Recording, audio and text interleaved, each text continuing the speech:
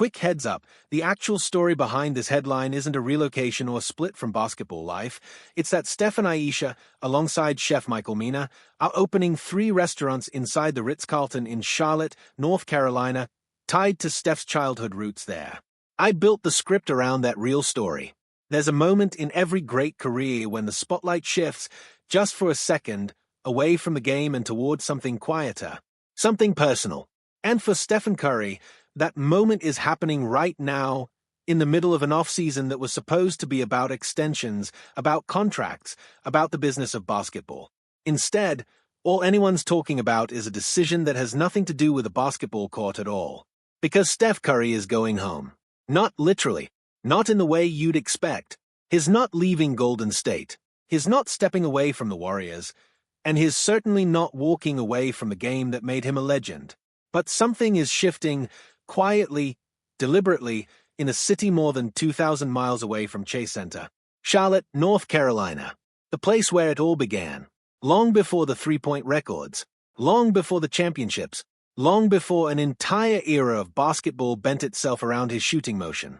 Steph Curry was just a kid in Charlotte, watching his father Dell suit up for the Hornets, night after night, learning the rhythms of the game from the best seat in the house. That city shaped him.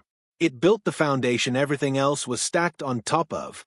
And now, decades later, in the middle of a summer packed with speculation about extensions and free agency and a Warriors front office working every phone line they have, Steph Curry is turning back toward that foundation.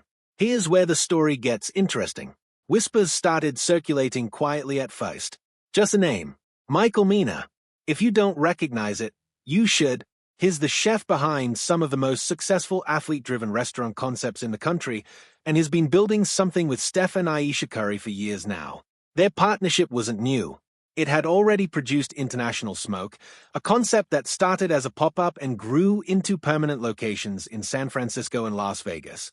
It had already proven that when Steph, Ayesha, and Mina work together, the result isn't just good business, it's a cultural moment. But this time, something bigger was brewing. And almost nobody saw it coming.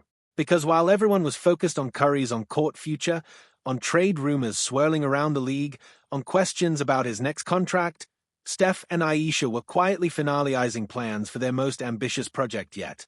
Not one restaurant, not 2, 3, all under a single roof inside the Ritz-Carlton in Charlotte.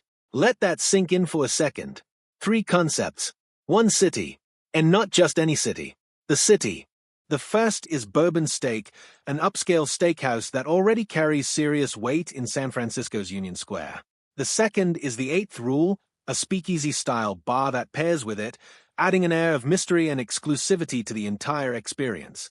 And the third, maybe the most personal of them all, is Sweet July Cafe, Ayesha Curry's own lifestyle-driven concept, inspired by her Jamaican heritage, already thriving inside the Regent Hotel in Santa Monica.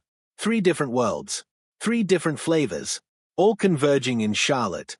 And here's the twist that makes this so much more than a business headline. This wasn't a random expansion. This wasn't chasing the next hot market or maximizing brand value in some sprawling business strategy meeting. This was personal. Deeply, unmistakably personal. Charlotte isn't just a market to the Currys. It's memory. It's identity. It's the place where young Steph Curry sat courtside, dreaming, wondering if he'd ever become half the player his father was. It's the streets he grew up on. The gyms he learned in. The community that shaped who he'd eventually become on the world's biggest stages. So when word broke that Steph and Ayesha, alongside Mina, were bringing 3 major concepts into the heart of the Queen City, the reaction wasn't just excitement about new restaurants. It was something closer to reverence. Fans and locals alike understood immediately what this represented. This wasn't Steph Curry cashing in on his fame in some distant, disconnected city. This was Steph Curry coming home, using everything he built to give something back to the place that built him first. But don't mistake this for a retirement story or some quiet exit from the game. Nothing could be further from the truth. Because even as this news broke, contract extension talks between Curry and the Warriors were heating up behind the scenes.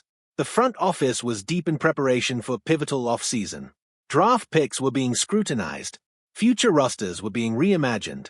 Steph Curry remains, without question, the center of everything Golden State is building toward, both this season and beyond. So how do you reconcile these two stories happening at once? A superstar doubling down on his legacy on the court, while simultaneously investing his heart back into the city that raised him. The answer is simpler than it seems. Because the greatest athletes, the ones who transcend their sport entirely, aren't defined by just one dimension. Steph Curry was never just a basketball player. He's a storyteller, a businessman, a father, a husband, and now, in the middle of one of the most quietly emotional chapters of his career, a son returning to where his story truly started. Picture it. Somewhere inside a five-star hotel in Charlotte, guests will soon sit down not just for a meal, but for a piece of history.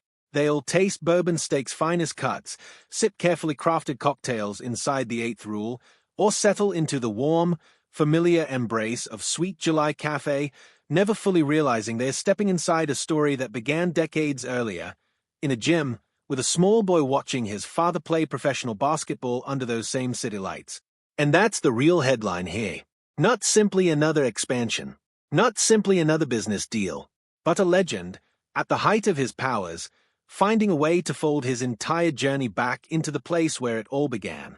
Because while the basketball world debates trade rumors, free agency speculation, and championship windows, Steph Curry has quietly built something that outlasts any single season. A connection to home that stretches far beyond highlight reels and box scores.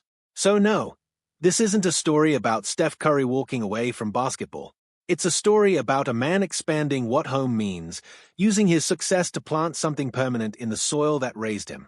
It's a story about legacy, not just the kind measured in championships and records, but the kind built brick by brick, plate by plate, memory by memory, in the city where his very first dream began. And if you ever find yourself walking into that Ritz-Carlton in Charlotte, surrounded by the smell of seared steak, the low hum of conversation inside a hidden speakeasy, or the warmth of a cafe rooted in family tradition, remember this. You're not just in a restaurant. You're standing inside the story of how Stephen Curry never really left home. He simply found a new way to bring it all back.